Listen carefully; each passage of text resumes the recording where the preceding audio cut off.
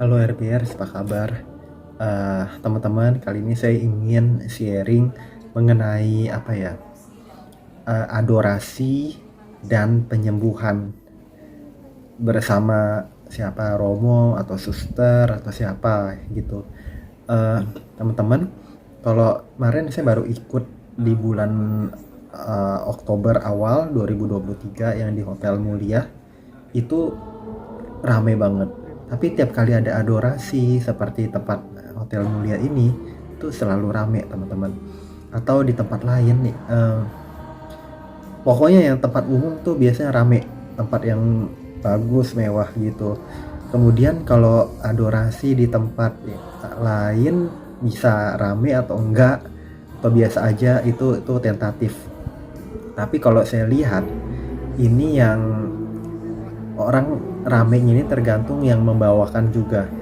Yang membawakan ini biasanya itu bisa punya penglihatan, punya karunia. Karunia kalau di Katolik Kristen itu ada karunia Roh Kudus. Roh Kudus itu kita bisa macam-macam karunianya. Ada karunia penglihatan, penyembuhan, karunia macam-macam deh teman-teman. Nah, salah satunya yang saya mau fokuskan ini karunia penyembuhan. Pokoknya metodenya itu kita doa, memuji Tuhan kayak gitu kan.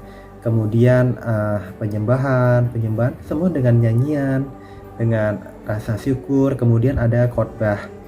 Khotbah ini menceritakan biasa pengalaman, kemudian cerita dari yang berkhotbah ini, yang membawakan sesi acaranya tentang betapa baiknya Tuhan. Jadi ini yang saya sharing, ini yang saya tangkap, apa sih yang biasanya dilakukan di acara adorasi dan penyembuhan atau adorasi saja gitu.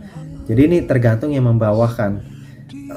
Kemudian intinya teman-teman, orang yang berbondong-bondong datang ini mereka mau mendapat kesembuhan, yang apalagi yang sakit ini dibawa keluarganya kayak gitu. Dan karunia penyembuhan ini ada orang kan ya, orang yang misalnya suster gitu, dia punya karunia penyembuhan, karunia penglihatan, karunia apa yang dianugerahkan Tuhan itu. Nah, dia itu ibaratnya itu kita berkumpul bersama, berdoa, memohon kesembuhan. Tuhan pasti kan selalu tahu yang terbaik buat orang kan, buat anak-anaknya kayak gitu teman-teman, yang saya mau share. Jadi sebetulnya intinya itu kita berdoa pada Tuhan.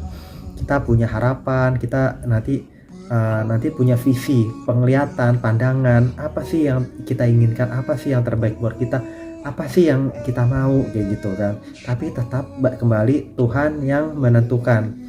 Dan maka dari itu iman di situ, iman, faith, keyakinan kita itu sangat berpengaruh. Keyakinan orang-orang yang berdoa kan, Tuhan bilang gitu, siapapun 2-3 orang berkumpul dalam namaku, maka aku akan hadir di situ, akan mengabulkan doa mereka kayak gitu. Tapi tetap kembali kepada Tuhan yang Maha Tahu yang terbaik. Dan yang kita bisa camkan di sini, Tuhan Maha mengetahui dan memberikan yang terbaik. Tuhan akan selalu mendengar semua doa orang, semua doa anak-anaknya. Tapi keputusan ada tangan Tuhan. Tuhan tahu ini terbaik gak. Misalkan memang ini umurnya sudah panjang, sudah waktunya kembali, misalnya kayak gitu kan, berarti kesembuhannya mungkin dengan misal meninggal misalnya. Saya nggak bilang ini loh ya, jadi ini paling terbaiknya gimana. Kemudian misalnya orang belum sembuh gitu, tapi mohon kesembuhan ya, tapi nanti mungkin yang dibebaskan mungkin dari rasa sukacitanya ya. Kemudian misalnya ini belum sembuh, coba nanti dicelikan dari khotbah, dari pandangan orang, bahwa kita memang harus diingatkan kita harus mengampuni, kita tidak boleh punya dendam, kita harus selalu punya hati yang damai, punya hati yang bahagia kayak gitu. Jadi intinya adorasi dan penyembuhan, Tuhan mendengar siapapun itu pasti Tuhan akan dengar. Tetapi itu adalah keputusan Tuhan untuk mengabulkan atau menunda atau apapun bentuknya jawaban, tapi Tuhan pasti mendengar kayak gitu. Dan apakah bisa langsung sembuh? Bisa. Ada kasus tertentu, ada yang bisa langsung berjalan, ada yang bisa langsung melihat, ada yang bisa langsung terbuka hati jadi bahagia kayak gitu. Jadi intinya sebetulnya mau judulnya adorasi dan penyembuhan atau bagaimana, itu kembali kita diajak untuk terbuka, mengenal Tuhan, diperbarui hidup kita menjadi lebih mengenal pencipta kita itu kayak gitu teman-teman. Sebetulnya intinya itu. Dan saat kita mengenal, saat kita jadi lebih paham, kita menjadi pembaruan, kita jadi ingat kasih, ingat siapa sih esensi hidup, ingat tuh kita nggak boleh kesel sama orang, kita harus bisa membangun orang, membantu orang lain. Banyak hal-hal baik yang akan terbuka. Dan itu sih intinya kayak gitu.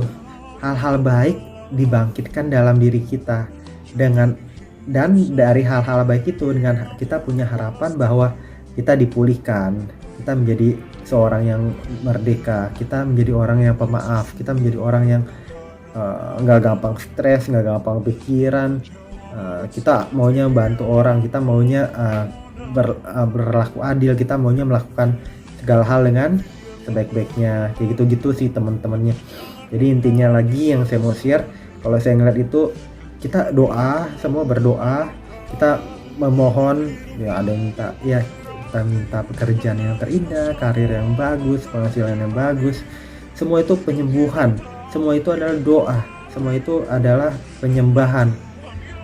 Tapi kita akan mengikuti prosesnya dengan baik, dan jangan belum tuh harap langsung jebrek mujizat terjadi gitu, enggak juga. Jadi apa yang dari Tuhan itu pasti jangka panjang, kekal sifatnya, enggak yang asal gampang memanjakan orang, enggak memanjakan pokoknya intinya. Dan ya udah, terbaik itu nanti sesuai waktu kita, dari iman kita, dari perbaikan-perbaikan yang kita lakukan, itu akan terjadi semua hal-hal positif. Dari positif itu positif